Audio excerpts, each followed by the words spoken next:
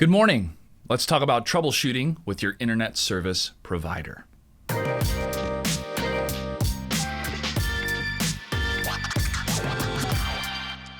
My provider is CenturyLink up in this neck of the woods, and they have been pretty good. I haven't had that many issues with service, but over the last 2 weeks, I've noticed that my internet has been acting funny.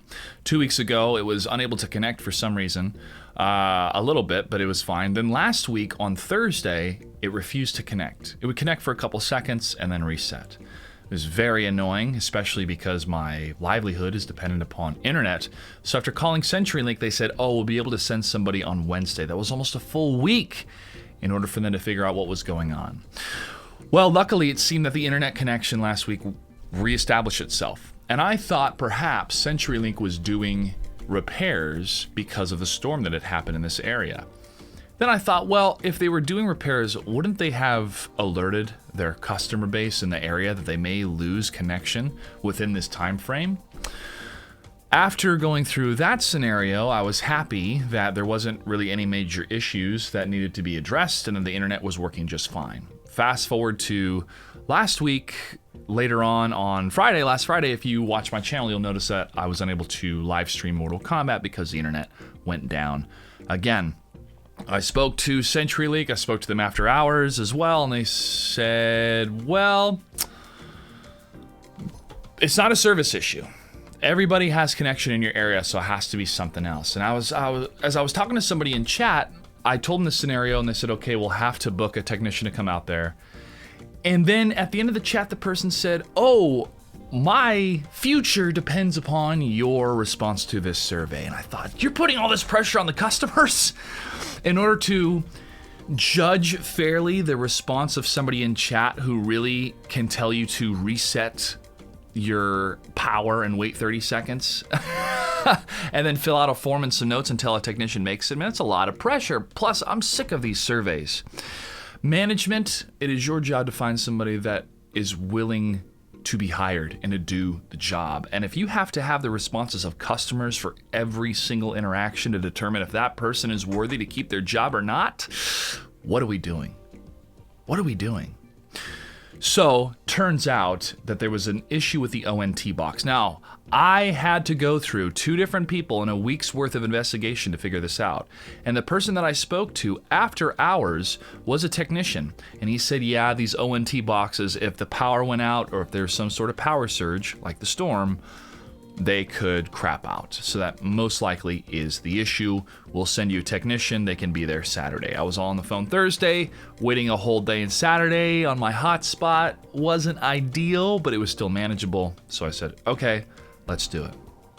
After all the troubleshooting that I could do and the knowledge that I have when it comes to technology, this was the best bet. Most likely the ONT box had gone down. And there's CenturyLink, the stadium where the Seahawks play. Now, because of COVID, I am very grateful that CenturyLink was able to send somebody out. We took all the precautions, wearing masks, gloves, staying distant. But this is what really irks me or perturbs me here, CenturyLink. I've spoken to 2 humans, one via chat and one over the phone to describe my issue. Shouldn't there be notes on my account that I kind of understand what I'm talking about, and 2, I've troubleshooted all these different things? Because by the time the technician arrived on Saturday morning, I had to re-explain to him what the issue was, and he almost tried to convince me. He was like, oh no, it's your router that's the problem. I said, no, it's not the router. Look, watch, this ONT box is gonna reset. Waited a couple seconds, about a minute, and then it reset. So why do I have to explain myself a 3rd time to somebody on the premises who is this close to not even fixing my problem? That's concerning. I'm very grateful that I know what I'm talking about when it comes to internet and technology.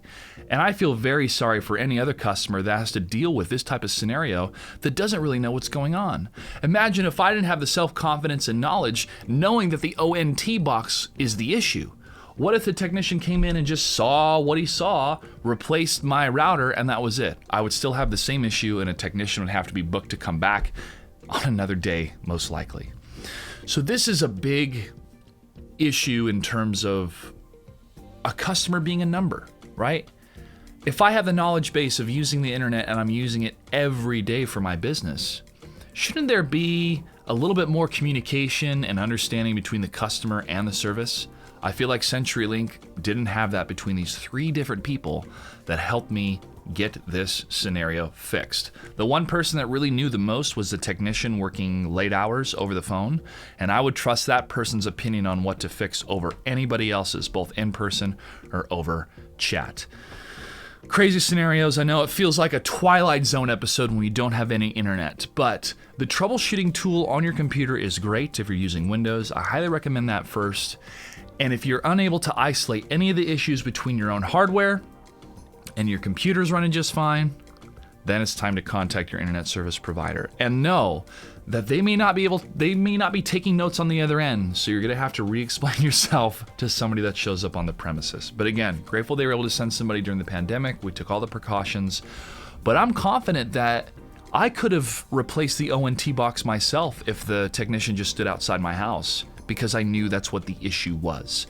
So CenturyLink, I hope you listen to this video and take notes, and any other service provider out there, take notes. I don't want to feel like a number. I want to feel like I'm creating a relationship with the service provider that if something goes wrong, they can have a little bit more confidence in me knowing what I'm talking about, compared to just another customer that didn't even try to turn it off and then turn it back on again. But let's take a look at our speed.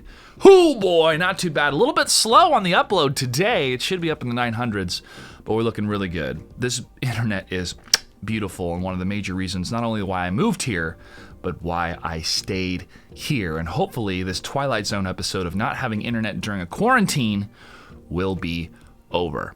Let me know in the comments below, have you had similar dealings with your internet service providers? What do you think is a better way? And should we collectively start talking more and more about broadband being a utility based city by city, rather than relying on these corporations to give us this much needed access to information?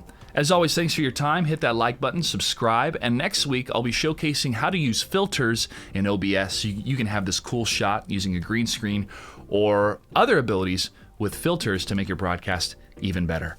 I will see you online.